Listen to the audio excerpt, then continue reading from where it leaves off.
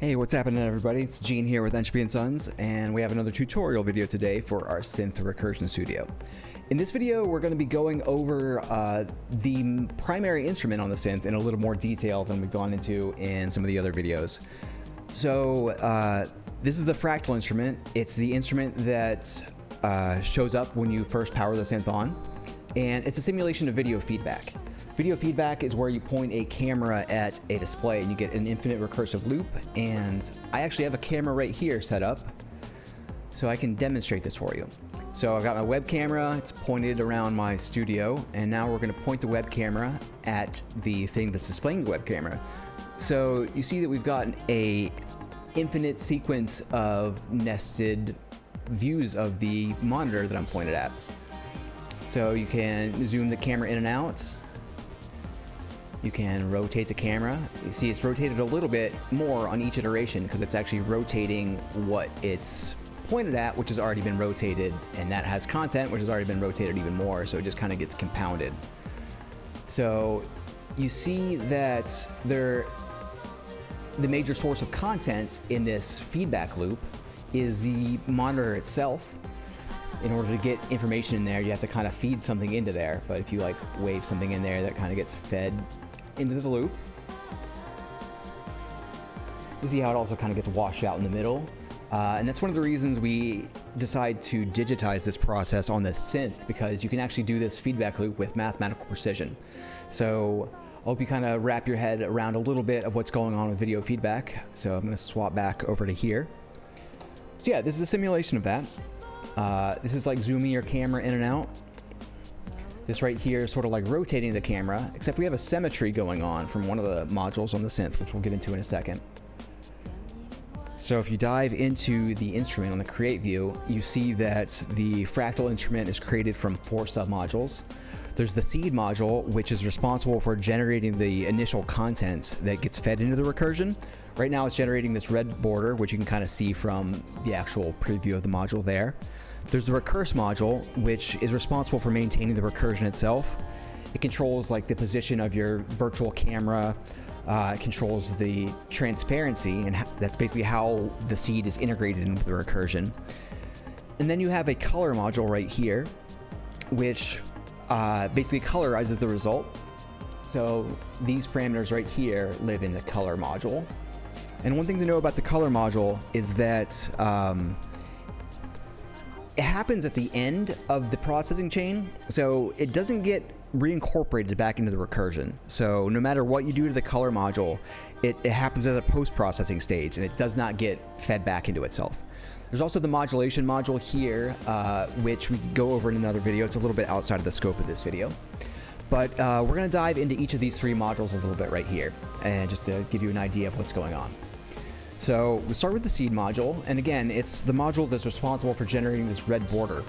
We can swap the red border to a textured border, or to a border that has a little bit of transparency, or to a fundamentally different shape like a circle. And if you dive into the seed module, you can actually get a sense of how it's operating. So, refocus my camera.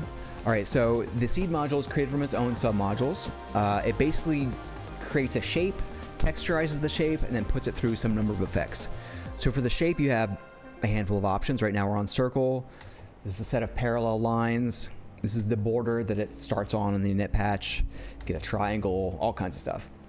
And then you texturize it. Right now we're using a generative texture, but you can use an image from the image library, or you can use just a solid color. You can also use like random buffers from outside of the, or from throughout the system as well, and also video textures too, if you have a camera plugged in. So you can texturize the shape with the entire output of the simulation, but that can get a little complicated. Let's go back to the init patch. So it's just a normal border with a red texture. We're going to use the final output result right here. You can actually get a sense of what that looks like. So it's adding another level of recursion here, so it's being texturized by the final result.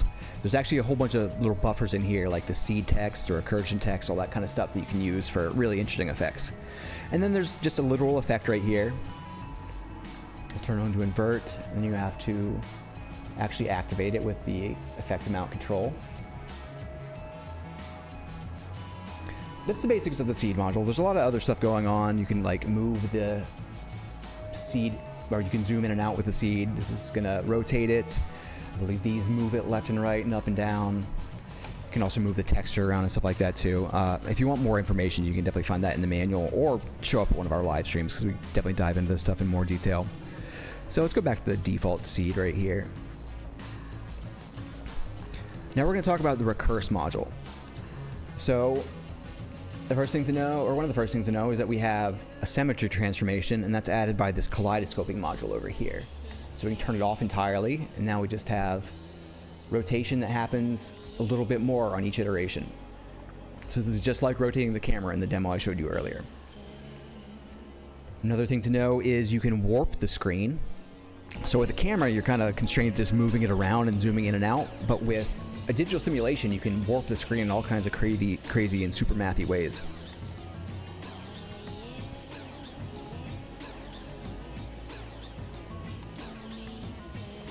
So the seed, or the Recurse module, is responsible for taking the output of the seed module and blending it into the recursion. So the way that happens is with this blender right here, and by default it's set up to just alpha blending, but you have a bunch of different blend options if you're familiar with like burn and dodge and all that kind of stuff from Photoshop or other graphical editing software. But with the normal alpha blending, you basically just control an alpha parameter here, and it basically tells you how transparent the seed is, or how much of the recursion to see underneath of the seed. And inside of all these parameters, there are just a bunch of numerical values that get integrated with the formulas that are used to bend and distort the screen. There's not really too much to understand here, because they literally are just coefficients in mathematical equations. So this is just the kind of thing you should play around with and find something you like. So let's go to one of these default patches. There we go. All right, so now we have set the seed to something interesting. Let's actually go to this guy. We've set the recursion, and now what's left is the colorizing. So you have a big bank of presets out of the box, which will colorize your result for you. That looks a little hard to see.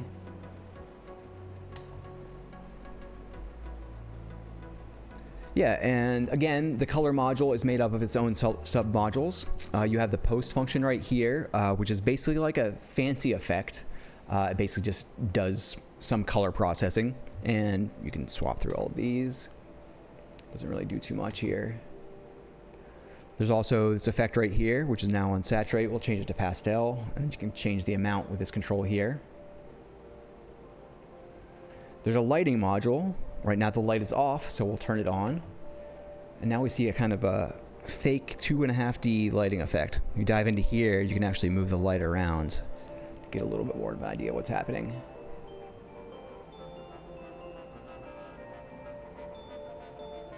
There's all kinds of stuff you can do in here. I recommend starting with one of the patches that you like and then kind of fidgeting around there. There's a whole bunch of parameters in here, effect amounts, global. Whoa, what is going on here? Oh, yeah, the global pan controls and stuff like that in here too. But this can fade the entire thing in and out and so forth. So that is the general idea overview of this instrument. There's a whole lot more here that I didn't get into because this is really involved. There's like 40 some module slots you can swap modules in and out of. There's over 100 numerical parameters, and you can do all kinds of crazy stuff. So this is definitely where I'd recommend reading the manual or coming to one of our live streams, which is actually probably where you get the most information about this stuff. One last thing, just go over the macro controls. By default, the first control is a zoom control. Second control controls the width of the seed shape. Third control is the opacity control, so it lets you see underneath the previous layers. The next two are coloring controls. There's a second page, and this just exposes a bunch of the math parameters for the Recurse module.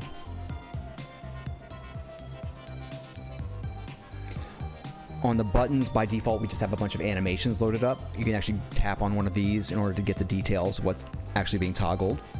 Some of them turn on more than one animation. You tap on it, you get a list of the actual LFOs that'll get toggled. Most of them are just parameter animations for positioning and stuff like that.